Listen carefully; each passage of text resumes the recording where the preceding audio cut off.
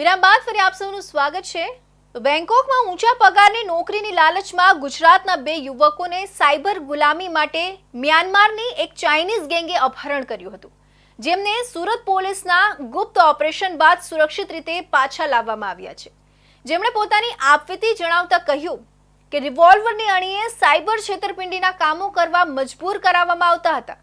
કામ ન કરનાર યુવકોને પ્રાઇવેટ જેલ જેવા ટોર્ચર રૂમમાં પૂરીને કાળા પાણીની સજા જેવો અત્યાચાર ગુજારવામાં આવતો હતો। સુરતના રાંદેરમાં રહેતો 24 વર્ષીય યુવક, જેણે બીજા વર્ષ સુધીનો અભ્યાસ કર્યો હતો, તેણે એક એજન્ટે બેંકોકમાં સારી નોકરીની લાલચ આપી હતી।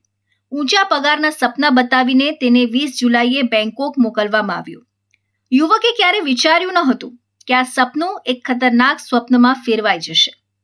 તેની સાથે અન્ય એક વડોદરાના યુવકને પણ આ જ રીતે ફસાવવામાં આવ્યું હતું। બેંકોક એરપોર્ટ પર ઉતર્યા બાદ યુવકને ઉત્તર પ્રદેશ અને હૈદરાબાદના અન્ય 4 યુવકો સાથે એક ગાડીમાં બેસાડીને 400 કિલોમીટર દૂર મ્યાનમારની સરહદ પર લઈ જવામાં આવ્યું। રસ્તામાં વારંવાર ગાડીઓ બદલીને એજન્ટે તેમને નદી પાર કરાવીને મ્યાનમારના અંધારા જંગલોમાં ધકેલી દીધા। જંગલ અને પહાડી રસ્તાઓ પર પગપાળા ચાલતા યુવકોને ડર લાગ્યો અને તેમણે એજન્ટને પૂછ્યું કે તેમને ક્યાં લઈ જવામાં આવી રહ્યા છે, પરંતુ કોઈ જવાબ મળ્યો નહીં। ઉલટું ગેંગના સભ્યોએ બંદૂક બતાવીને તેમને ડરાવ્યા। આ દરમિયાન હૈદરાબાદનો એક યુવક ભાગવાનો પ્રયાસ કર્યો, જેના પર સ્થાનિક ગુંડાઓએ ગોળીબાર કર્યો। જો કે તે પકડાઈ ગયો અને ફરીથી ભાગવાનો પ્રયાસ કરતા તે ગાયબ થઈ ગયો।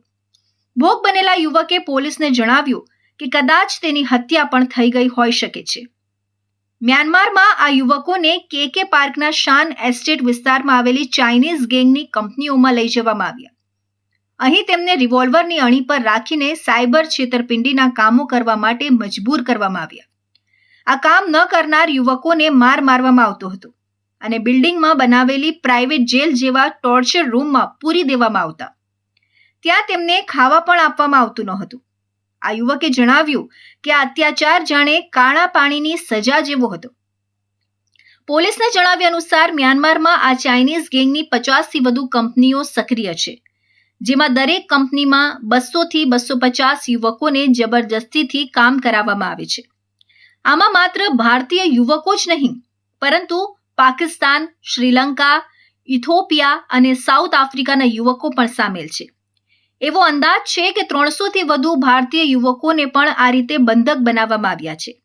સુરત અને વડોદરાના યુવકોના આ ખુલાસા બાદ પોલીસ અને સરકારી એજન્સીઓ આંતરરાષ્ટ્રીય સ્તરે આ કૌભાંડને ઉજાગર કરવા માટે પ્રયાસો કરી રહી છે। સુરતના અમરોલી પોલીસ સ્ટેશનમાં જ દીકરીના પિતાએ ગુસ્સામાં આવી જમાઈ પર ચાકુના ઘા ઝીકી દીધા। ઇજાગ્રસ્ત જમાઈને તાત્કાલિક હોસ્પિટલ ખસેડવામાં આવ્યો। સમગ્ર પોલીસ સ્ટેશન